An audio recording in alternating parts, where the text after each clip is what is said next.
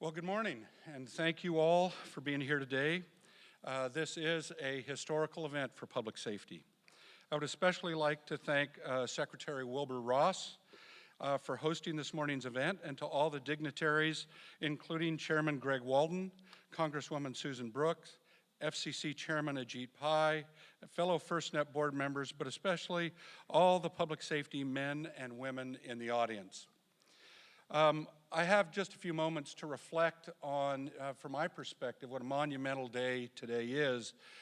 And what we're really here to do is to launch the construction of the world's first mission-critical public safety broadband network. This innovative public-private approach to construction of this network is virtually unprecedented in public safety. I'm very proud of the vision that was foreseen by the mothers and fathers of this legislation.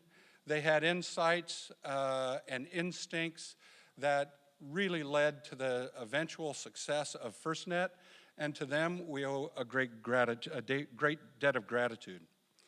As part of that magic is this public-private board, this mixture of public safety board members with industry professionals. And I have to say, I've met some of the finest people of my entire career sitting on this FirstNet board. And of course, preeminent amongst them is Susan Swenson, our chairwoman at FirstNet. Sue is unable to be here with us today, but I hope someday you have the opportunity to meet her. She is a world-class individual, a world-class leader, and we owe a great deal of our success to Sue. I'd also like to thank my congressman, Greg Walden from Oregon. Congressman Walden and his staff, David Rettel and Ray Baum, these individuals had such insight and such guidance. And as I look at the things that made us successful today, I know a large part of that had to do with their insight and their guidance. And I'm very proud to call Congressman Walden my congressman from the state of Oregon. I also want to reflect on the steps ahead. This is not done. It does take vision, and then we need execution, and finally we need adoption. And it is that adoption target where we will focus our next energies, and we're looking for each of our partners in public safety and in Congress and in the administration to help us move forward on that.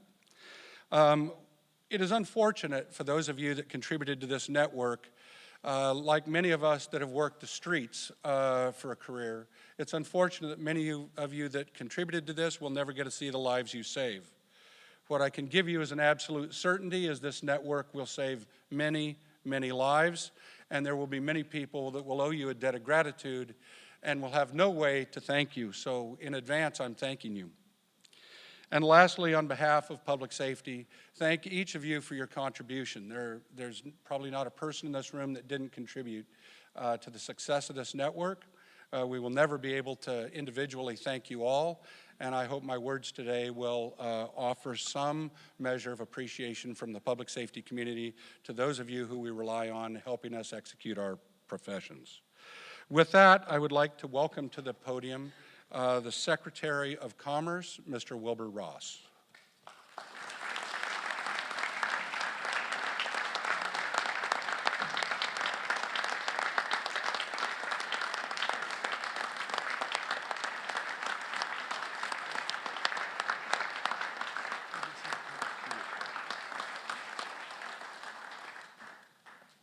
Good morning, everyone. Before we get started, I'd like to make an announcement. This morning we've made affirmative final determinations that steel producers in Austria, Belgium, France, Germany, Italy, Japan, Korea, and Taiwan are dumping carbon and alloy cut-to-length steel plate into the United States.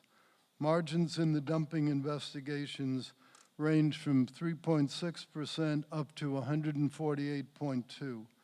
Commerce also found that Korea is providing unfair subsidies to its producers of steel plate at a countervailing duty of 4.31.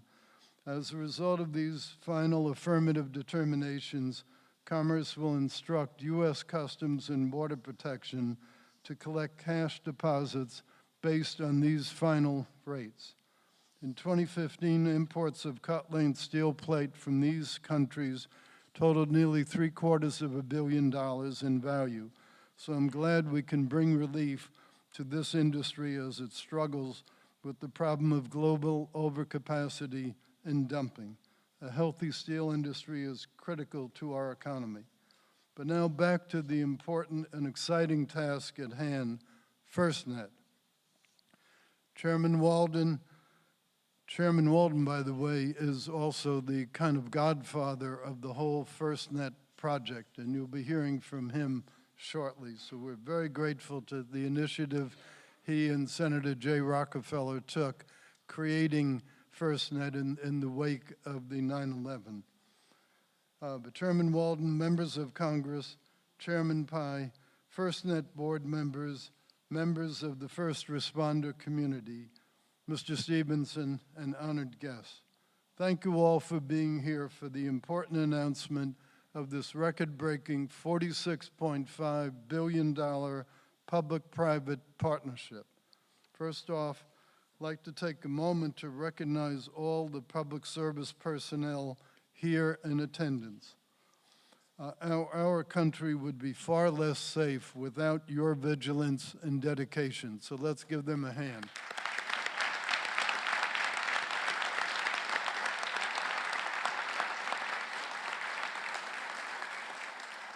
When terrorism struck our shores on September 11th, 2001, our nation was stuck in shock as flaws in our national security were exposed. In the wake of this tragedy, our nation resolved to never again let such lapses occur. With the recommendations of the 9/11 Commission, we began the task of building a more secure society, taking concrete steps to shield American citizens. However, one vital element outlined by the 9/11 Commission remains unfinished: to establish and operate a dedicated public safety broadband network that equips first responders with the latest technology to save lives and to protect our communities. The administration is now prepared to deliver on the 9/11 Commission's recommendation. As you can probably guess by whom I'm joined on the stage, it's my honor to announce this morning the public-private partnership between FirstNet and AT&T to build this network. The network will provide services in both urban and rural areas to over 60,000 public service agencies across all 50 states, the District of Columbia, and tribal lands.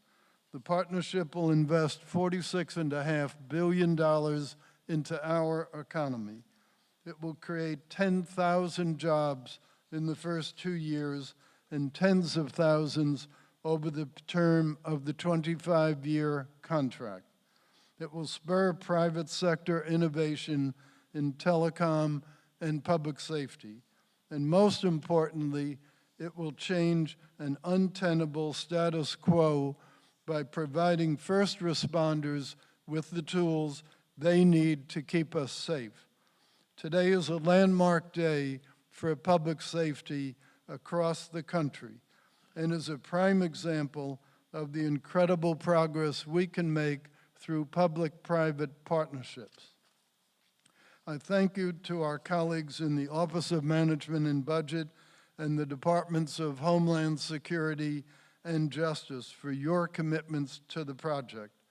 I would especially like again to thank Chairman Walden, who along with Jay Rockefeller helped first get this project off the ground. Thank you also to the members of the FirstNet board for their hard work in going through one of the most complex bidding processes you can imagine.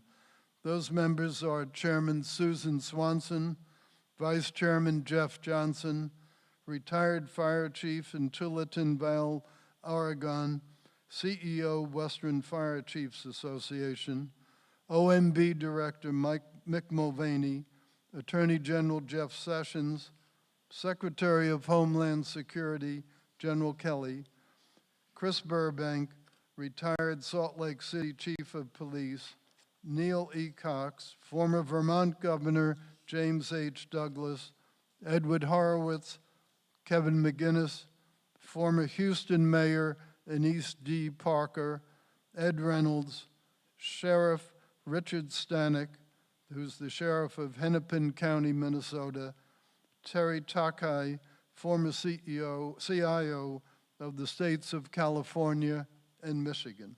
I cannot wait to see what the future holds for this unique partnership. Thank you very much.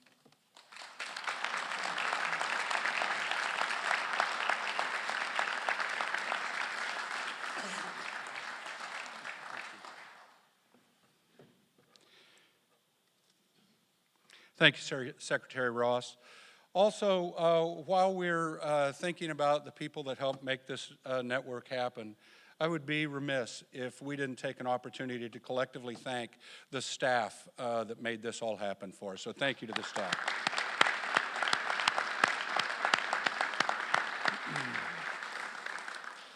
At this time, I would like to invite T.J. Kennedy, the president of FirstNet, to the podium.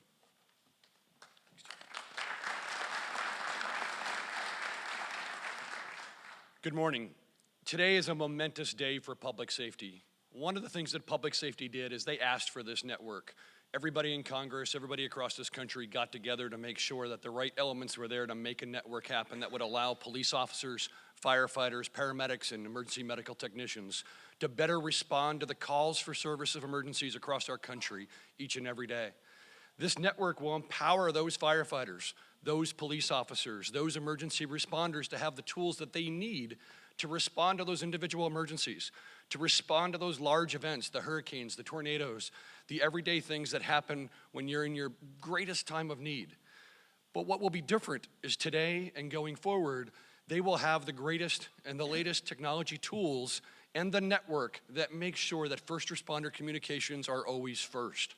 They will have the ability to share data, to be able to share photos, to be able to share voice communications across all agencies, city, county, state, and federal agencies, across all layers of public safety, police, fire, and EMS, and have the ability to make sure that the right situational awareness is there so that first responders can respond to the needs of Americans each and every day. This day is pretty historic because for many years, we've had to rely on technology that did not give those most advanced tools and didn't get the latest innovation and technology into the hands of those that are responding. No longer will that be the case. The ability for every single first responder in this country to access one network and to have that network work across all 50 states, all 5 territories, the District of Columbia, and our tribal lands, and to have all agencies be able to work together and share mission-critical information on a moment's notice has now changed. Going forward, for this generation of public safety, for the next generation of public safety, and the generation thereafter, this network is self-funded. This network will be sustainable. It will be upgraded and maintained and upgradable to the next layer of technology each and every time at the same time for first responders across the country. It's truly historic, and all I can do is I want to thank the public safety stakeholders across this country. They spoke and asked for what they needed. We listened and made sure that as part of this process for this public-private partnership, we would get them the network they need for today and for tomorrow. And that has happened. And that has happened because everyone across the public safety family in the United States has stuck together to make sure that they have the tools that they need to be able to respond to those emergencies. It's a momentous day. I'm glad to be a part of it, and I think it will change the way that public safety will respond forever because they will have the technology that they need to serve and meet your needs. Thank you.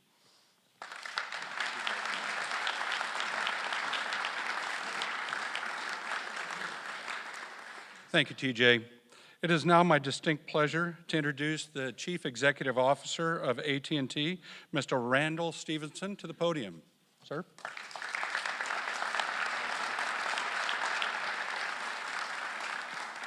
Thank you, Jeff. Chief Johnson, Secretary Ross, and TJ. It's really good to be here. and all of us at AT&T, we really are honored to work with FirstNet to build a network for America's police, firefighters, EMS, and other first responders that is going to be second to none. This unprecedented public-private investment in infrastructure makes America a leader and of public safety a national priority. Our first responders, we believe, deserve the very best communications technology to help them save lives and to make our communities safer. And that is exactly what FirstNet gives them. So beginning this fall, AT&T will spend $40 billion to build and operate this network. And in the process, we will create 10,000 new U.S. jobs over the next 2 years. FirstNet is a terrific model for how public-private partnerships can come together and accomplish really big things for America. And credit goes to Chairwoman Swenson and the entire FirstNet team. These folks ran an incredibly sophisticated, demanding, detailed, and a very transparent bidding process. It was a first-rate process. And Secretary Ross, I'd like to tell you we're ready to get started, and thank you for the opportunity.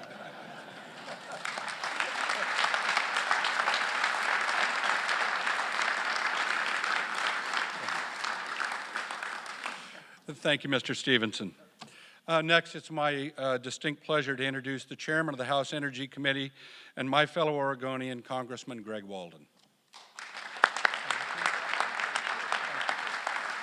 Well, Jeff, thank you. Thank you very much for the introduction. It's a delight to be here. Secretary Ross, TJ, Randall, thank you for your work on all of this to make this reality. To our first responders, God bless you for what you do to keep us safe and save our lives. Thank you. I also want to thank David Rettel and Ray Baum on our staff for the great work that they did all along the way. I see my former colleague Henry Waxman here, and I think of the days and nights and weekends we spent working on this together with Anna Eshu and Bob Latta, my vice chair at the subcommittee at the time, and I know Marcia Blackburn took over as the chairwoman of the Subcommittee on Communications and Technology. It'll be her responsibility to watch and oversee to make sure that this law that we passed that's now being implemented actually produces the fruit that we all hope occurs. And so our FirstNet folks and our men and women who wear these uniforms and keep us safe and secure have the technology that they deserve and will take advantage of. In 2012, when I was serving as chair of the Subcommittee on Communications and Technology, I had the opportunity to work with my colleagues to carefully craft this legislation that would make FirstNet a reality. I remember hearing that this was like the last major plank in the 9/11 Commission findings that had yet to be implemented. And it became our top priority to figure out how to get it done. Today, with FirstNet's award of the contract to AT&T, the product of all that hard work is realized. Through this public-private partnership, FirstNet can begin to deliver on its mission to provide our first responders with a nationwide, high-speed, interoperable broadband public safety network, to equip our first responders with the same robust communications capabilities enjoyed by the rest of the public, and to provide tools that transcend the limits of land mobile radios on which they had for so long relied. Perhaps most importantly, FirstNet will help deliver on the final recommendation of that 9/11 Commission's work and bring the most up-to-date communications capabilities to our nation's first responders, these brave men and women who protect us daily throughout the states, territories, and tribal lands in all areas, rural, urban, and in between. I commend the board of FirstNet and the FirstNet staff for their tireless efforts, and especially FirstNet Chair Sue Swenson, FirstNet CEO Mike Poth, and FirstNet President TJ Kennedy, under whose leadership FirstNet gained its momentum and delivered on this promise. For more than 2 decades, my wife and I were in the small market radio business. We worked closely with first responders. I'm probably the only chairman of the Energy and Commerce Committee that's actually wired in emergency alert system technology in a radio station. I know the value of having instant communication. I know the partnership that we share in a community to make sure those who need help get it in a timely manner, and those who provide it can be able to communicate with each other. So thank you all who worked on this. This is a huge step forward that will create jobs, build infrastructure, and become self-funding, all along providing the most incredible technology known to humankind to the people who need it most. So I commend the leaders of the public safety community. Without their efforts in the years leading up to the creation of FirstNet, we would not be here today. And I also want to thank the Federal Communications Commission, and especially under the able leadership of Ajit Pai, as they work and do their part in this as well. Thank you all, and Godspeed in getting this off the ground.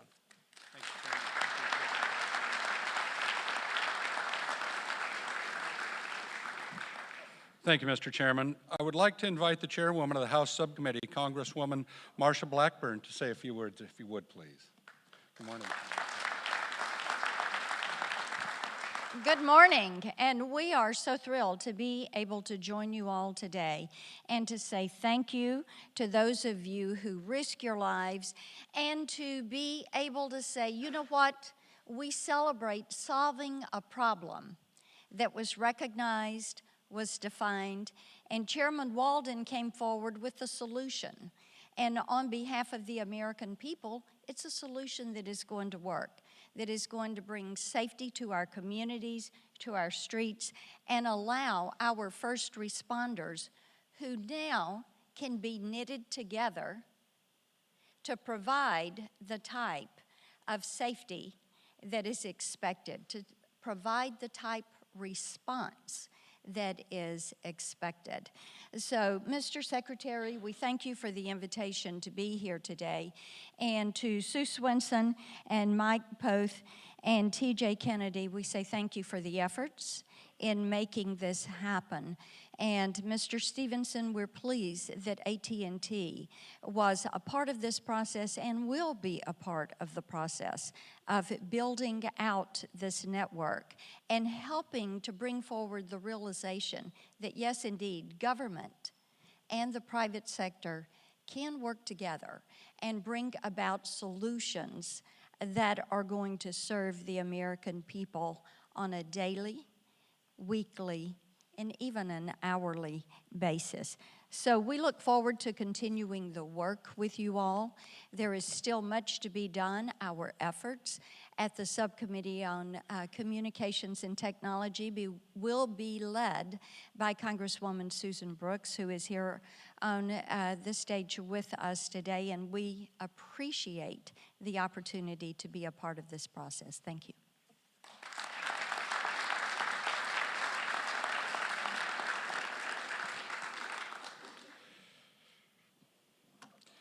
Thank you, Madam Chair.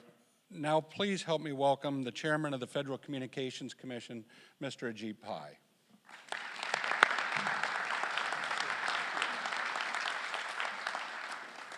Thank you, Vice Chair Johnson, for the introduction. Thank you to Secretary Ross for the invitation. Thank you to our public safety officials for being here today. The first task of any government, of any nation, is to keep its people safe. And that is increasingly a challenge in the digital age. Among other things, 9/11 revealed vulnerabilities in our public safety communications system. And those vulnerabilities, those gaps, can make the difference between life and death. Now, Congress addressed this problem in 2012 when they sought the creation of a nationwide interoperable public safety network, an initiative to be led by FirstNet.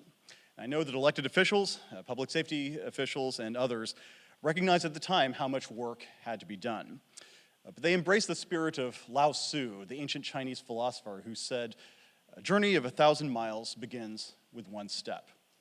Well, step by step, we are getting there. So I'm honored today to join Secretary Ross, Chairman Greg Walden, and many others in congratulating FirstNet.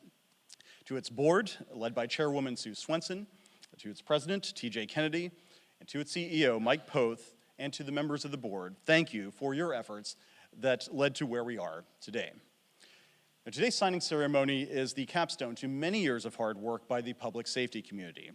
And so I'd like to thank them as well, and especially Chief Harlan McEwen for helping us get to this point. I'd also like to thank all those in Congress who acted on a bipartisan basis to get this project off the ground. Chairman Walden, Senator Rockefeller, Chairman Blackburn, former Congressman Waxman, and others engaged in a strong bipartisan effort to get this across the finish line. And finally, I'd like to congratulate AT&T for being selected as the entity that will build out the network.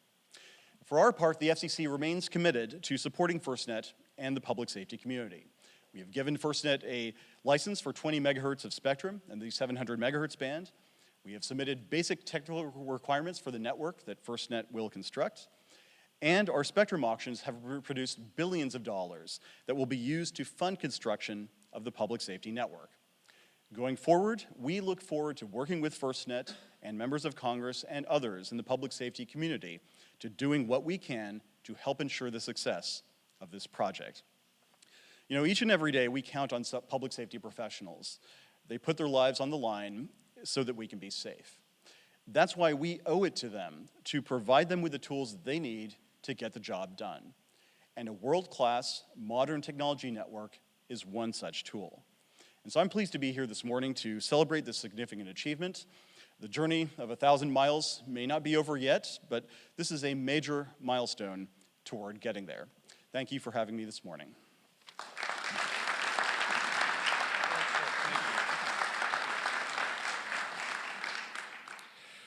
Thank you, Chairman Pai. And finally, most importantly, we have representatives from public safety here to make some comments. And I hope you'll join me in welcoming to the podium Chief James Swartz, who is actually an incident commander on 9/11 at the Pentagon, and a dear and trusted friend, and Mr. Darrell Stevens. Please join me at the podium.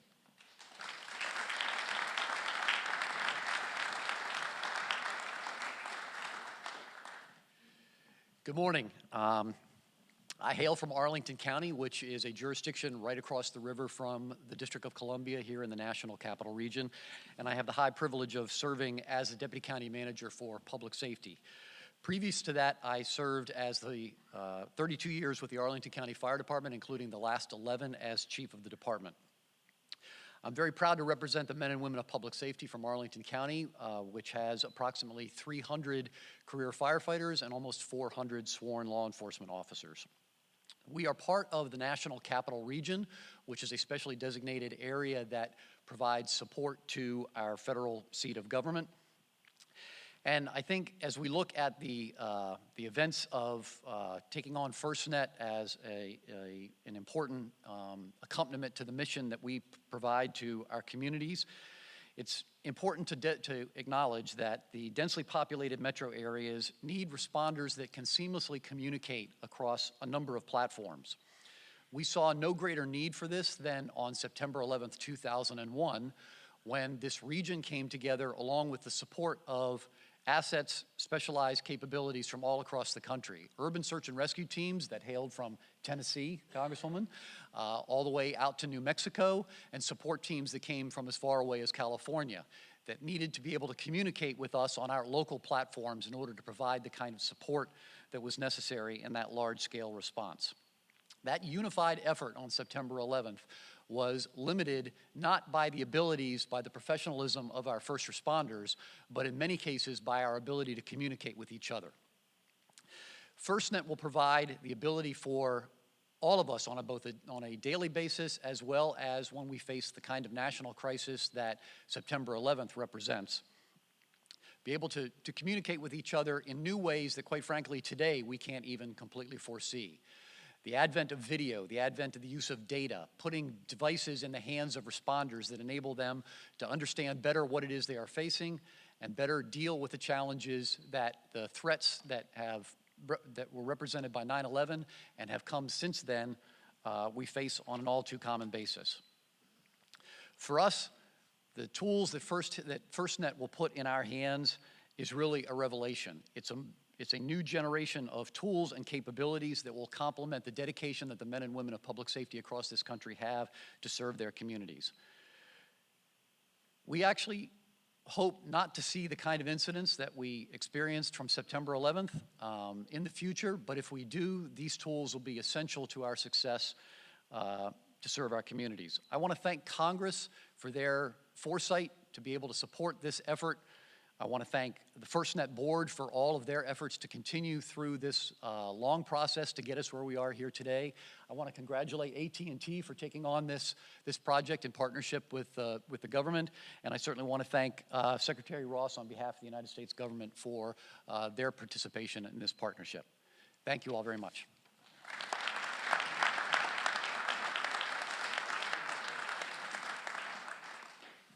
Good morning, Secretary Ross, public safety colleagues, and guests.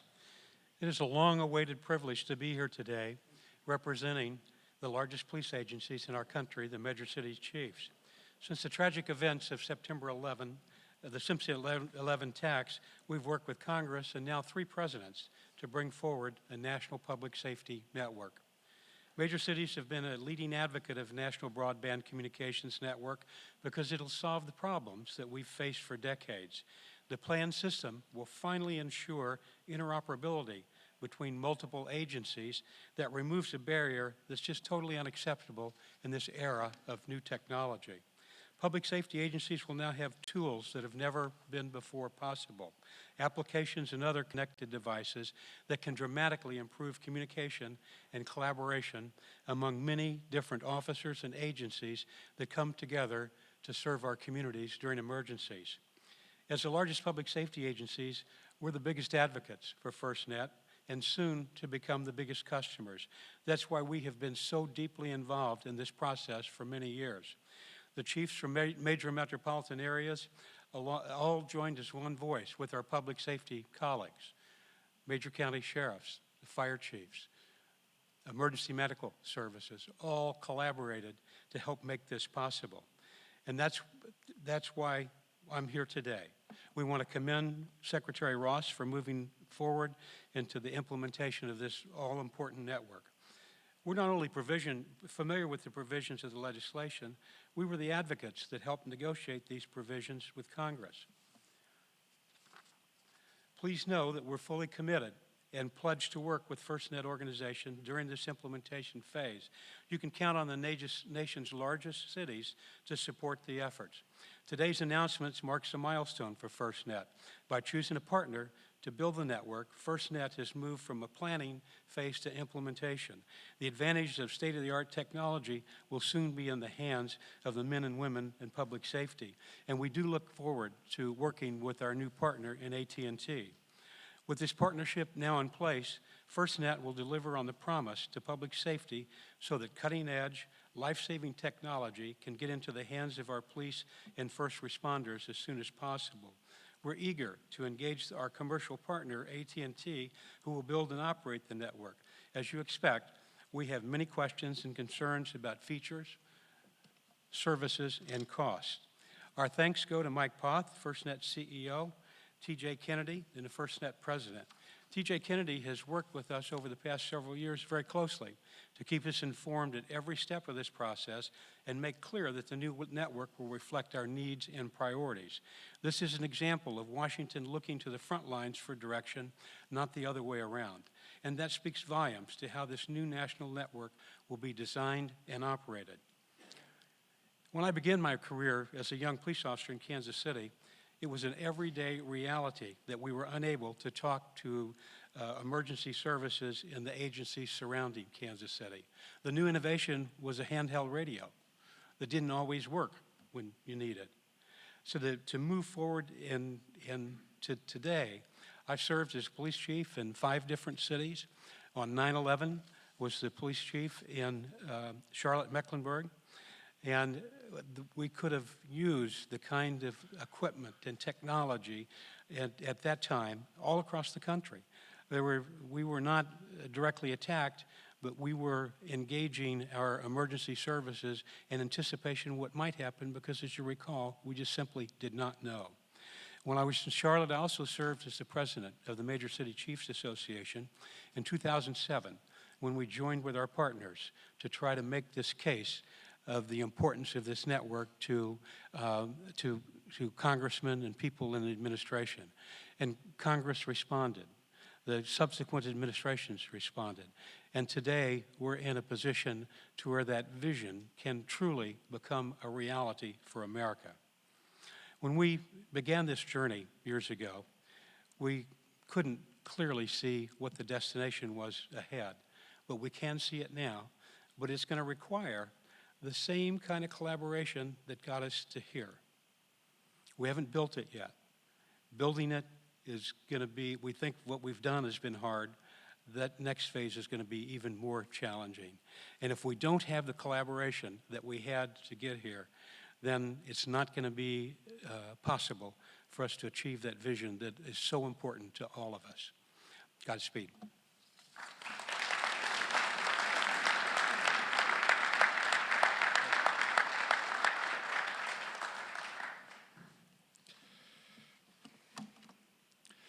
Thank you, Chiefs. And now could we please have Secretary Ross, Mr. Stevenson, and FirstNet CEO Mike Poth take seats at the table for the signing of the Commitment to Public Safety document with the establishment of the Public-Private Partnership.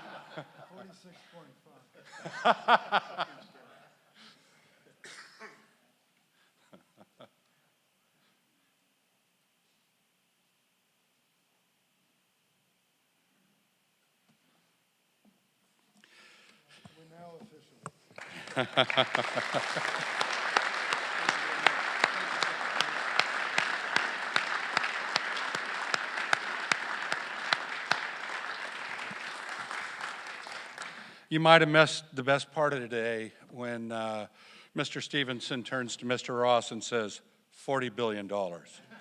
And Secretary Ross says, 46.5. Thank you all, and thank you again to Secretary Ross for hosting today. We appreciate your attendance here today, and I especially appreciate my brothers and sisters in public safety that made the trip to show your support for FirstNet. So with that, that concludes today's event. Thank you all.